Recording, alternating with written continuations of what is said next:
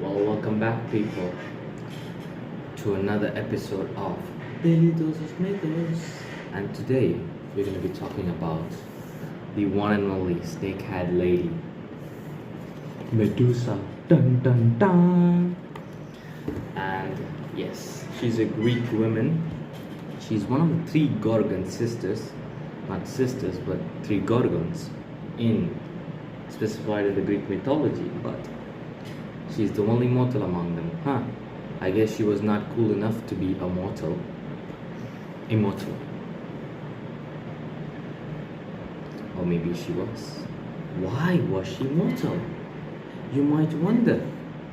You might absolutely wonder this. But if you didn't know, Medusa, looking at others, turns people to stone. Wow, she must have no friends. And absolutely, she didn't. She didn't have any friends. And that is just fun. Who wants to be friends with someone who can turn you to stone? Obviously, no one. No fucking one. And don't be an asshole and tell me, oh, I will be friends with Medusa. I'll do this, I'll do that. No, you fucking won't. No, you fucking won't, you fucking fag. Anyways, she was a real beauty, okay? Let me tell you, she was a beauty and she's the priestess of Athena. But why? Why did Medusa become, she's a monster. She was killed. Why was she the priestess of Athena? Oh, that was because she wasn't actually always Medusa, the snakehead woman who can turn people to stone. She was just a beautiful girl and the priestess of Athena. Okay, that's all she was. But she got cursed. I'll tell you by whom a little bit later, but why did she get cursed? Well, Apollo. So no, not fucking hell. It's Poseidon.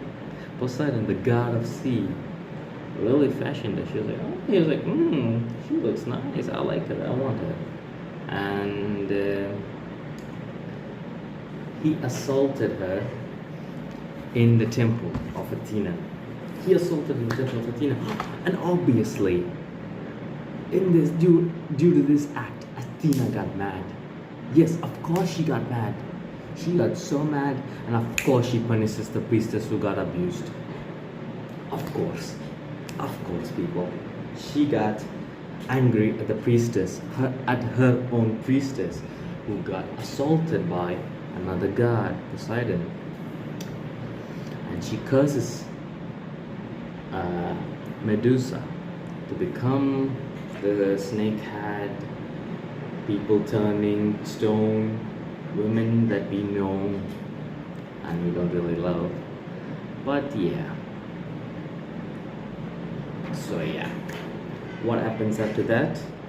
Well, it's pretty simple. She goes into hiding and a hero called Perseus comes to, of course, finish her. But of course he can't just come directly. She's a monster, of course. Medusa's a fucking monster now. She was a beauty before, but she's a monster now. And so he comes with a mirror shield, obviously, to turn her own side towards her. Maybe she might turn to stone, And from Athena, she sent the hero to kill the monster that she made. Ironic. It was already ironic enough before, but it is more ironic now. The iron gets hit multiple times in this story, okay? A winged brute and a sword. Of course you need a sword to kill her. And so what does he do? How does he do this epic fight? No, he just waits for Medusa to sleep and he beheads her when she's sleeping. He's such a hero, isn't he? He's such a hero. Anyways, and so, but just wonderfully, two other monsters are born. Well, one of them is Pegasus and the other one is called Chrysaor, but come on, they're just still monsters. Just because people like winged horses doesn't mean it's not a fucking monster. Obviously, it's a fucking monster. So yeah, these both are born from her blood. Huh. Nice, isn't it? But this guy, not only does he behead this woman, he just takes it as like, oh, I can use her head as a weapon, and he does. Uses it as a weapon. He can turn people to stone by will now. Isn't that wonderful now? Anyways, but he then later gives it to Athena, who then places it in her famous shield Aegis, which is known to turn people to stone and has Medusa's powers. But and this is how Aegis got its special powers. It was already strong enough because it was Athena's shield, but yeah. Well, this is a small story, but from the story you get to know, sometimes you get punished for other people's wrongdoings. And what did Medusa do? Nothing. She couldn't do bullshit. She couldn't do dog shit. She just had to suffer. And sometimes in life you gotta suffer.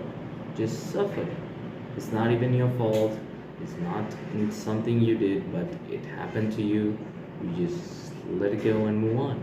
Just like just like Medusa who died. And sometimes the real perpetrator doesn't get punished at all. And that is real life. You can see it all over the world anyway, so it's not a new concept that we have here. You don't have to get angry because you see this all in real life anyway. It's not like you do anything about it. Do you now? You don't? So shut the fuck up. You don't have the right to get angry at Athena at all. No one does actually. No one in this world does except the people who actually stand up and do something. Other people, not the keyboard warriors, not me, not anyone can get mad, but the people who actually do something about it, okay? Well, if you actually feel something from that, maybe start doing it. I'm here to inspire you. You might get inspired to become a greater person in the future. If you do, remember me. I'm the one who fucking helped you. Anyways, thank you for watching Medusa's depressing story, which had a depressing end, but it was better for the others, okay? The hero got money, he got fame, In the end, he did have a good end, right? I hope. I don't really know much about Perseus, but I think he had a good end. I'm pretty sure. I'm a hero in the end anyway, right? So I'm pretty sure he had a good end. And we're ending it with a good and bad ending. Well, bad ending for our main character, but good ending for the other people, other people.